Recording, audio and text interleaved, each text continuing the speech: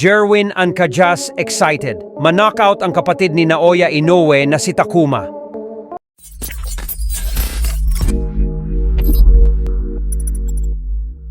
Dalawang araw na lamang ang inaantay para sa gupaan ni na Jerwin Ancajas at current super bantamweight champion na si Takuma Inoue.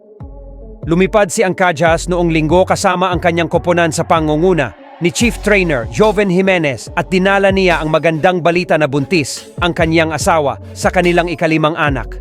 Kakalabanin ni Ancajas ang kapatid ng The Monster ng Japan na Naoya Inoue. Napakahalaga ng laban na ito para sa Pilipinong boksingero dahil bukod sa pag-asa ito upang maging isang ganap na world champion, ulit siya at makabalik sa tuktok ng boxing ay pagkakataon din umano ito para mapasama siya sa listahan ng mga Pinoy boxers na nagawang maging 2-division world champion. Si Takuma ay may ring record na 18-1 at 4 sa kanyang panalo ay sa pamamagitan ng knockout. Ngunit sa 4 na knockouts lamang nito, tila nagkakahulugan ito na hindi niya taglay ang knockout punch na mayroon ang kanyang undefeated 30-year-old na kapatid. Si Ancajas naman ang dating IBF Super Flight Champion mula 2016 hanggang 2022 ay may pamatay na suntok. Sa kanyang makulay na 34-3-2 record, mayroon siyang 23 knockouts. Kung magkakaroon siya ng pagkakataon at susugurin ito, maaaring angkinin ni Ancajas ang isa pang biktima at ibigay sa kanyang bansa ang nag-iisang reigning world champion sa boxing ngayon. Gusto natin impressive, kung knockout, mas maganda, sabi ni Ancajas. Inaasahan niyon ni MP Promotions President Matchmaker Sean Gibbons.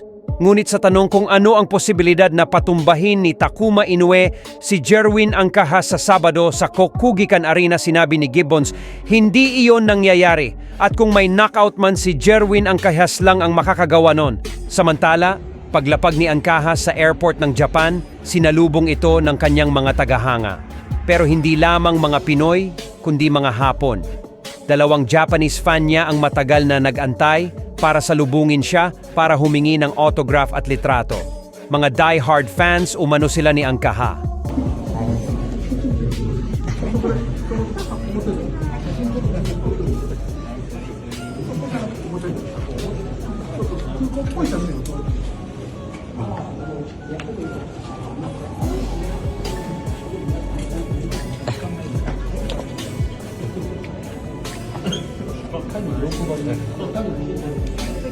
Picture. Yeah.